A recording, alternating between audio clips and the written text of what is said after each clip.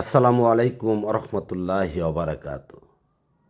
পীরে আল্লাহ, পীরে রাসুল, পীরে মুর্শিদ, এই কথাটা সুপ্রতিষ্ঠিত করে আমাদের বাংলাদেশের পীর সম্প্রদায় এবং মরিদ সম্প্রদায় চলছেন।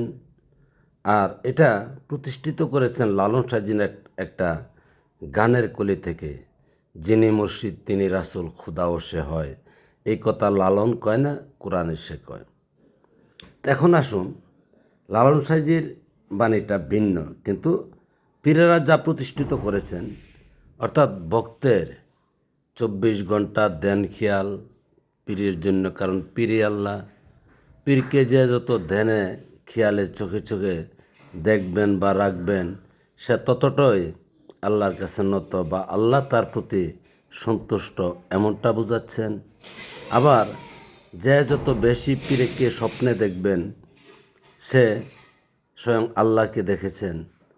আবার বন্দিগি বলতে যে জিকির আজকার দেওয়া হয়, সবগুলি পীরকেন্দ্রিক, অর্থাৎ পীরকে স্মরণ করা। পীর ভিন্ন, আল্লাহ নেই। আর পীরের সেবাই সবচেয়ে বড় ইবাদত বন্দিগি। পীরকে ডাকা, পীরকে দেখভাল করা বা পীরের কথা মতো চলা, সব মিলায় পীর। এখন আসুন প্রশ্ন, পীর যদি আল্লাহ হয়, আপনার পীর আপনার আল্লাহ, আপনার পীরের পীর আছেন, বেঁচে আছেন, তিনি তার আল্লাহ। আল্লাহ কয়জন হলো এখানে? আবার বাংলাদেশে 3 লক্ষ পীর আছেন, 3 লক্ষ পীরের কোটি কোটি অনুসারী আছেন। তাহলে আল্লাহ কয়জন হলো?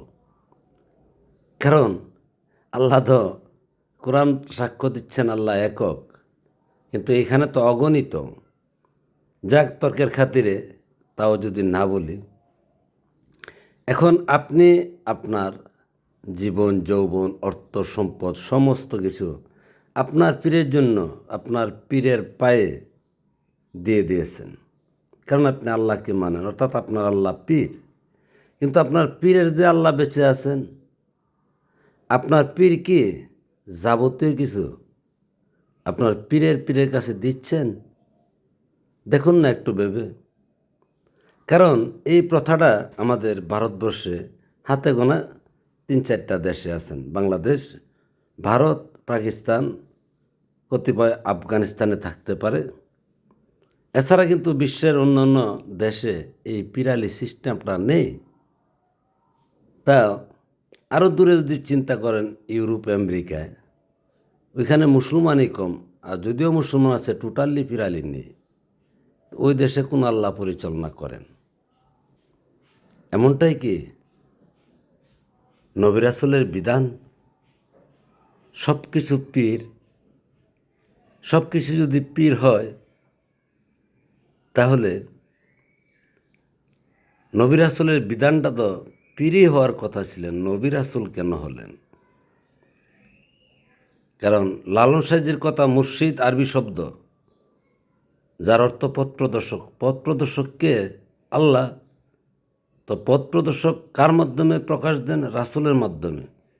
রাসূলের যে জবানটা, প্রকাশটা, সেটাও আল্লাহ। আর মুর্শিদ তো মুর্শিদ আসেনি, কিন্তু মুর্শিদ তো স্বয়ং আল্লাহ, মুর্শিদ কোনো ব্যক্তি নন। কিন্তু আপনারা করতেছেন কি? পীরকেই মুর্শিদ বানাচ্ছেন, আবার পীরকেই রাসূল বলতেছেন। রাসূল তো হলো বার্তাবাহক, যিনি যুগোপযোগী আল্লাহর বার্তা নিয়ে এসেছেন। কিন্তু আপনি যে পীরের অনুসরণ করতেছেন বা পীরকে আল্লাহ মানতেছেন, তার কাছ থেকে 10টা কোনো বার্তা পাচ্ছেন কি যুগোপযোগী? শুধু ধ্যান খেয়ালি সারা। বরং আপনারা যখন পীরের কাছে যান, তখন তো পীর কথাই বলেন না, বাউল দিয়ে গান গাওয়ান, আর না হয় আপনাদের দিয়ে জিকির আজকির করে উনি নিশ্চুপ হয়ে থাকেন। কি করে সম্ভব?